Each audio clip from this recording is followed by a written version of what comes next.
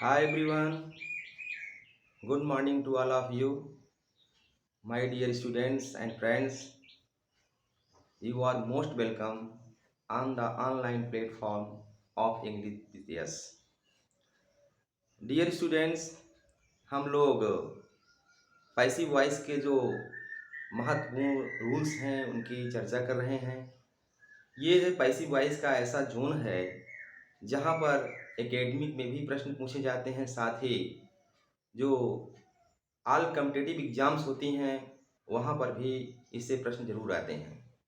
तो आज हम लोग जो है कुछ और रूल्स के बारे में चर्चा करेंगे, उनको लर्न करेंगे। तो जो हमारा टॉपिक है आज का, some important rules for making passive voice, part part जो है फिफ्थ है। हम लोग जो है 4 पार्ट के बारे में डिस्कस कर चुके हैं।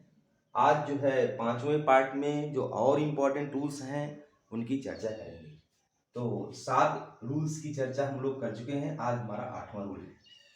8वें रूल में क्या करना है, हमको आज ये सीखना है कि अगर किसी एक्टिव वॉइस के वाक्य में इट इज टाइम के साथ इन्फिनेटिव का प्रयोग किया गया हो तो ऐसे वाक्य की पैसिव वॉइस कैसे बनेगी। तो चलिए आप लोग कलम ले लीजिए, कापी ले लीजिए। जो रूल्स मैं लिखवा रहा हूँ साथ साथ उसको आप नोट डाउन करते जाइए। लिखिए, यदि यदि एक्टिव वॉइस के वाक्यों में इट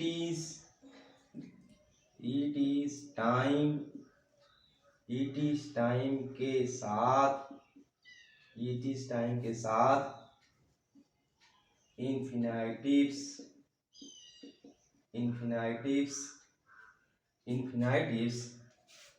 का प्रयोग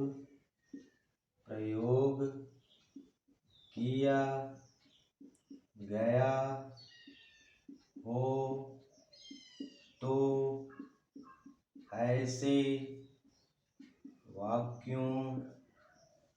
वाक्यों की पैसिव वॉइस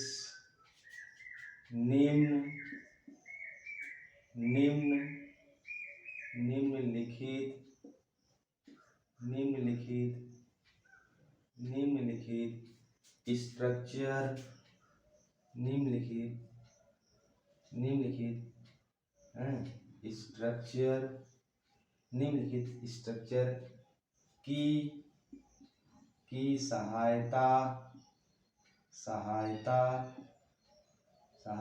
से बनाई जा सकती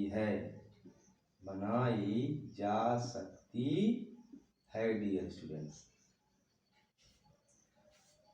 अगर एक्टिव वॉइस के किसी भी वाक्य में इट इज टाइम का प्रयोग किया गया हो और उसके साथ जो है इन्फिनेटिव दी गई हो तो अगर ऐसे वाक्यों की आपको पैसिव वॉइस बनानी पड़ेगी तो कौन सा स्ट्रक्चर जो है आप यूज करोगे।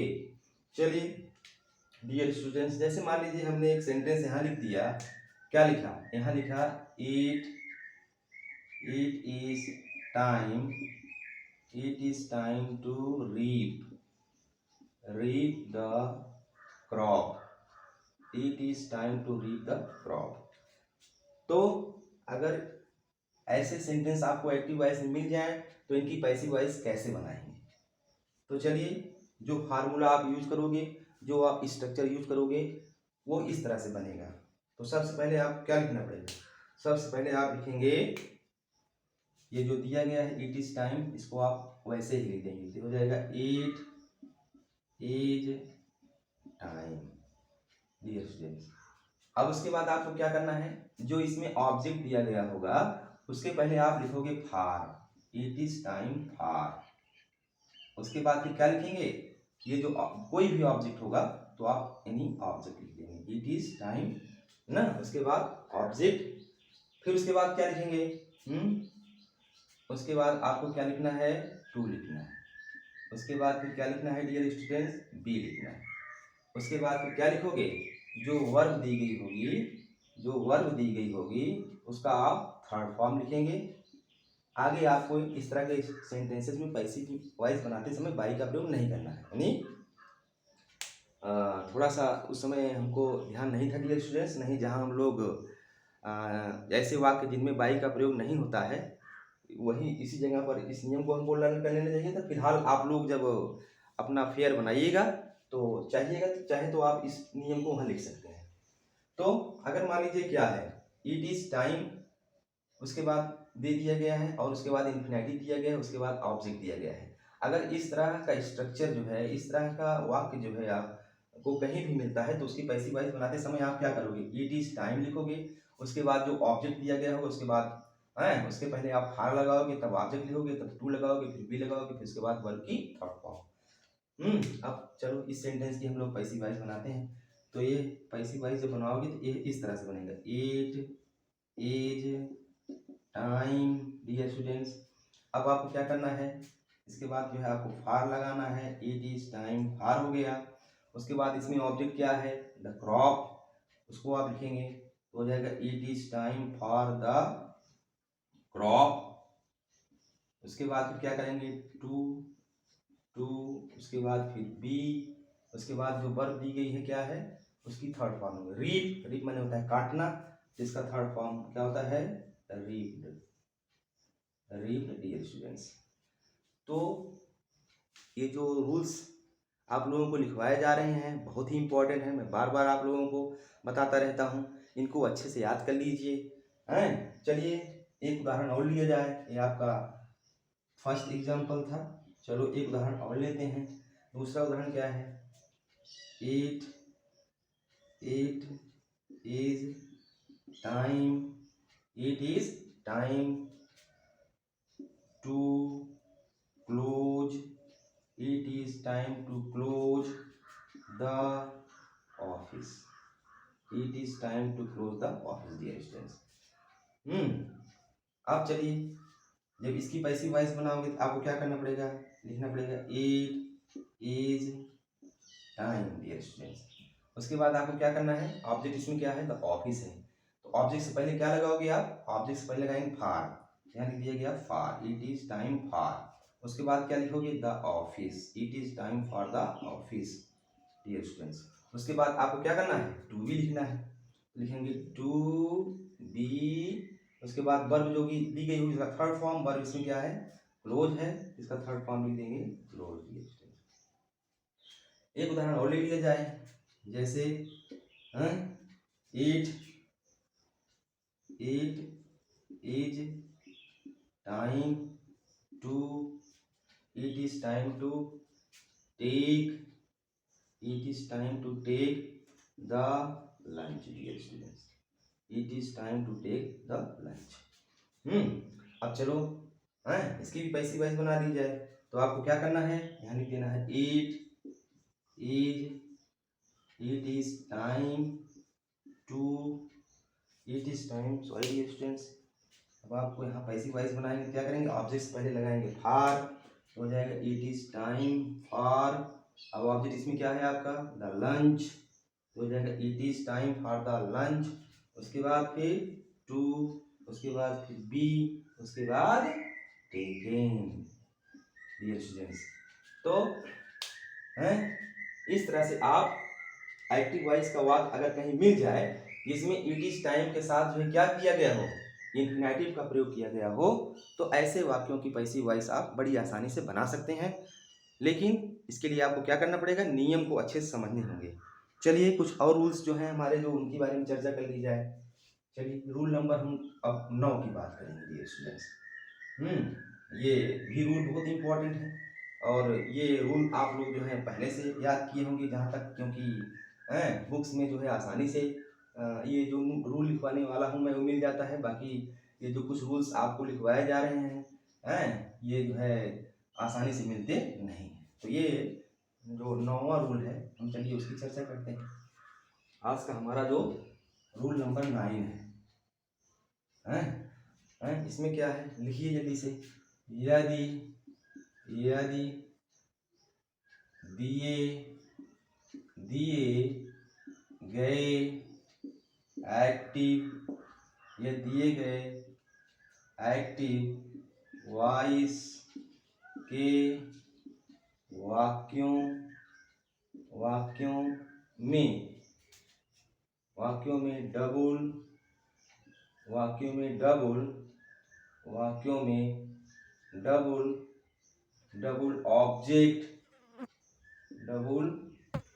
ऑब्जेक्ट दिए गए डबल ऑब्जेक्ट दिए गए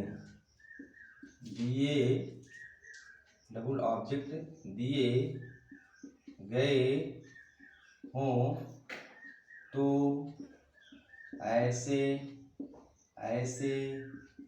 वाक्यों की पैसिव वॉइस किसी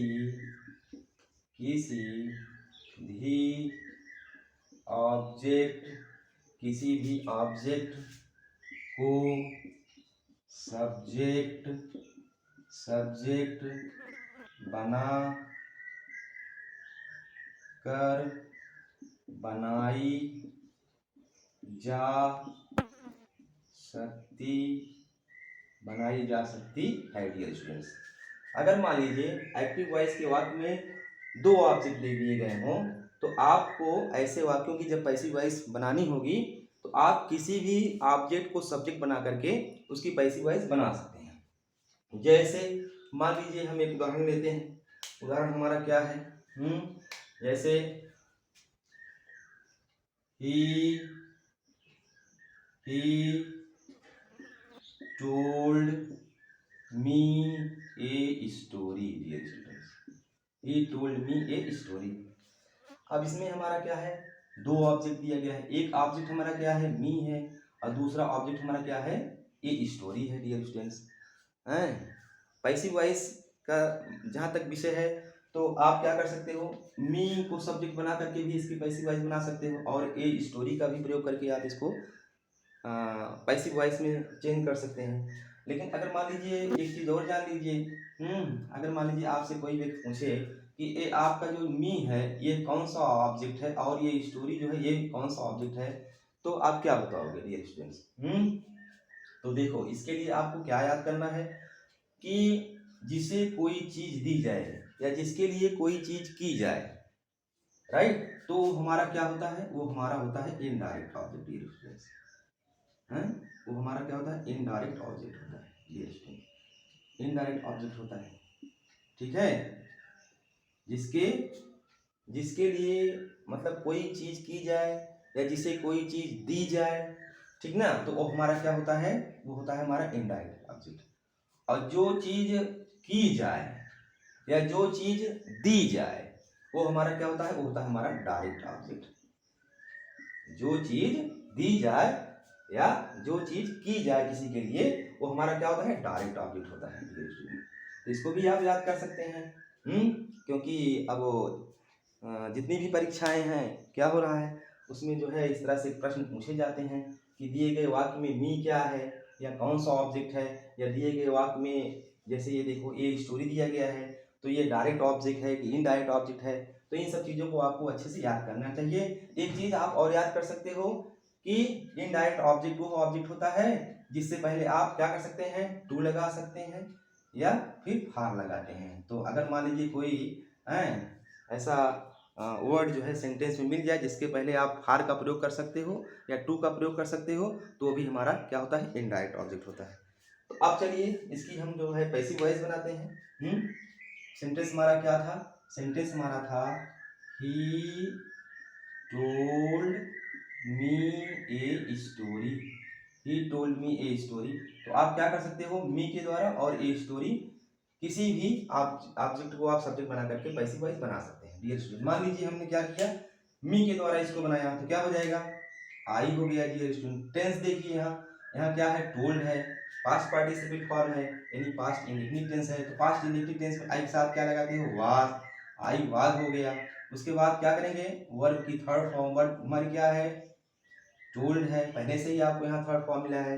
आई वाज टोल्ड। एक चीज आपको ध्यान रखना है, क्या ध्यान रखना, अगर डबल ऑब्जेक्ट दिया गया है तो वर्ब की थर्ड फॉर्म के बाद जो है दूसरा वाला ऑब्जेक्ट आप लिख दोगे तब बाई लगाओगे। तो क्या हो गया, I was told a story dear student, I was told a story. उसके बाद क्या लगाएंगे, बाई। बाई ही जो है हमारा क्या है, सब्जेक्ट है। जब इसको आप क्या करोगे, ऑब्जेक्ट बनाओगे सारी स्टूडेंट्स, तो ये हो जाएगा क्या हमारा, हिम। ठीक है ना। और इसको कैसे बना सकते हो आप, अगर चाहो तो आप इसको ये स्टोरी के द्वारा भी इसको आप पैसिव वॉइस में चेंज कर सकते हो। मान लीजिए हमने ये स्टोरी को सब्जेक्ट बना दिया तो क्या हो जाएगा, a story. Dear students tense हमारा क्या है, पास्ट है, तो आप लगाएंगे ए स्टोरी जो है सिंगुलर नंबर में है तो इसके साथ भी आप वाज ही लगाओगे। तो क्या हो जाएगा, ए स्टोरी वाज, उसके बाद हो जाएगा टोल्ड ना, ए स्टोरी वाज टोल्ड ना। उसके बाद आप क्या करोगे, अब मी के पहले आप टू लगा सकते हैं, a story was told to me, told to me. उसके बाद आप क्या लगाएंगे, बाई, ही बदल जाएगा आपका किसमें, हिम में। दिया स्टूडेंट ये हो गया बाई हिम। चलिए एक आध दो उदाहरण और लिया जाए। चलो अगला उदाहरण हमारा क्या है, अगला उदाहरण है जैसे देखिए मैंने लिख दिया mister, mister yes, mister yes. Dear students teaches, teaches us English, teaches us English. Dear students अब देखो इस सेंटेंस में भी क्या है, इस सेंटेंस में भी दो ऑब्जेक्ट हैं, एक है हमारा अस और दूसरा हमारा क्या है, इंग्लिश। डियर स्टूडेंट तो आप अस के द्वारा भी इसको पैसिव वॉइस बना सकते हो और इंग्लिश के द्वारा भी। अगर मान लीजिए हमने क्या किया, अगर इंग्लिश के द्वारा जो है इसको बनाया तो कैसे बनेगा, तो हो जाएगा इंग्लिश, इंग्लिश। अब देखिए यहाँ टेंस कौन सा है, देखो यहाँ जो है वर्ब की फर्स्ट फॉर्म में यस है, यस लगा हुआ है, अर्थात यहाँ पर प्रेजेंट इंडेफिनिट टेंस है। तो प्रेजेंट इंडेफिनिट टेंस में क्या करते हो आप, अगर सब्जेक्ट हमारा जो है सिंगुलर नंबर में है तो सिंगुलर नंबर की वर्ब लगाओगे, तो यानी इसमें आप लगाएंगे इज, इंग्लिश इज। और क्या करते हैं, वर्ब की थर्ड फॉर्म लगाते हैं, तो टीज का थर्ड फॉर्म क्या हो जाएगा, टाट। ये हो गया इंग्लिश इज टाट। डियर स्टूडेंट्स अब मैंने आप लोगों को बताया है अगर सेंटेंस में दो ऑब्जेक्ट दिए गए हों तो आपको वर्ब की थर्ड फॉर्म के तुरंत बाद उसको लिख देना चाहिए। आज के पहले भी टू का प्रयोग होता है तो हाँ टू लगा दिए, तो ये क्या हो गया, English is taught to us. अब क्या करोगे, तब बाई लगाओगे आप, by, by mister, by mister yes. Dear students और इसको किस तरह से बना सकते हो आप, अस के द्वारा भी इसको पैसिव वॉइस में चेंज कर सकते हो। तो जब ये अस जो है आपका सब्जेक्ट बनेगा तो इसका सब्जेक्टिव केस लिखा जाएगा। तो अस का सब्जेक्टिव केस क्या होता है डियर स्टूडेंट्स, बी होता है, तो हम इसको लिख देंगे बी। क्या लिख देंगे, बी। अब एक चीज ध्यान देना, यहाँ इंग्लिश जो है क्या था, सिंगुलर नंबर था तो ई लगाए थे, लेकिन बी क्या है हमारा प्लूरल नंबर है। तो अब आपको क्या करना है, यहाँ पर प्लूरल नंबर की वर्ब लगानी है, तो क्या हो जाएगा, यहाँ आर हो जाएगा, be are. Dear student verb की थर्ड फॉर्म आप लगाओगे क्या हो जाएगा, taught, be are taught. Dear student अब क्या करना है, दूसरा ऑब्जेक्ट जो दिया गया उसको आपको लिख देना है, be are taught English, be are taught English. उसके बाद आप क्या करोगे, by, be are taught English by mister yes. Dear students